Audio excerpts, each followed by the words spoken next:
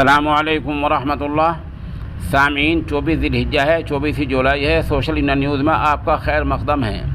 ख़बर का उन्वान है, लव जिहाद का मामला फर्जी निकला।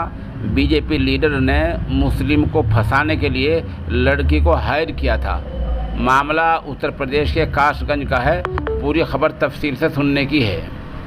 उत्तर प्रदेश के कासगंज में पिछली 15 जुलाई को एक लव जिहाद मामले ने आज उस वक्त नया मोड़ ले लिया है जब लड़की अदालत में बयान से मुकर गई, इनकार कर गई। असमत दरी का इज्जत लूटने का इल्ज़ाम लगाने वाली लड़की ने कोर्ट में अपने ही बयान का इनकार कर दिया। उसने बताया कि उसे मुस्लिम लड़के प्रिंस कुरैशी को दुष्कर्म के यानी असमत दरी के झूठे मामले में फंसाने के लिए हायर किया गया था। पुलिस ने इस इल्ज़ाम में बीजेपी युवा मोर्चा के ज़िला नायब सदर अमन चौहान समेत 2 नौजवानों को गिरफ्तार करके अदालत में पेश किया। लेकिन अलमिया ये है कि अदालत से इन तीनों को अंतरिम ज़मानत, अबूरी ज़मानत मिल गई है।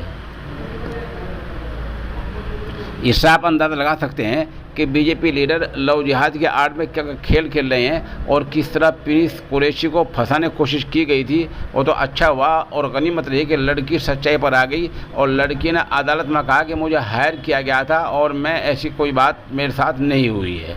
15 जुलाई को लड़की ने जो बयान दिए थे वो बयान बहुत मनगढ़ंत थे। उसने बताया था फेसबुक पर मेरी दोस्ती हुई थी, फिर आपस में फ़ोन का तबादला हुआ, फिर ये हुआ मुझे होटल में बुलाई, वहाँ इज्जत लूट ली। ऐसे बयान 15 जुलाई को दिए थे। लेकिन लड़की ने अदालत में इन बयान से इनकार कर दिया और कहा कि मुझे तो बीजेपी नेता अमन चौहान ने हायर किया था और मुस्लिम लड़के प्रिंस कुरैशी को फंसाने के लिए कहा गया था। इससे आप ये भी अंदाज़ा ला सकते हैं कि अमन चौहान किस तरह इस आड़ में क्या खेल खेल रहा होगा। बताया जा रहा है कि मामला पैसे के लेन देन का है और अदालत में जब मामले की सुनवाई हुई तो मामला साफ हो गया। लड़की ने बताया कि उसको प्रिंस को असमत दरी के इज्जत लूटने के मामले में फंसाने के लिए बीजेपी युवा मोर्चा के ज़िला नायब सदर अमन चौहान और उसके 2 साथियों ने हायर किया था। दरअसल उनका अमन चौहान का प्रिंस कुरैशी के साथ पैसों के लेन देन का तनाज़ुर है, झगड़ा चल रहा है। इसी को लेकर अमन चौहान ने प्रिंस कुरैशी को फंसाने की कोशिश की थी।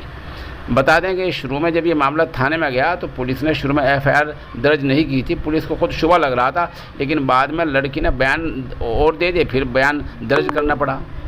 उधर बीजेपी के जो ज़िला अध्यक्ष हैं केपी सिंह, कासगंज के बीजेपी लीडर हैं केपी सिंह, उन्होंने कहा कि अमन चौहान पहले पार्टी का रुकन था, फिर उसने पार्टी छोड़ दी थी, दोबारा फिर से पार्टी से जुड़ गया था। प्रिंस कुरैशी भी हमारी यानी बीजेपी का सदस्य रुकन है। पुलिस को जांच में पार्टी पूरा ताउन देगी। बहरहाल मामला उलट गया है और लव जिहाद का मामला फर्जी साबित हो गया है। इससे आप अंदाज़ा लगा सकते हैं कि लोग मामूली पैसे के लेन देन को लेकर और मामूली फ़ायदे के लिए किस तरह लव जिहाद के लिए लड़कियों को हायर कर रहे हैं।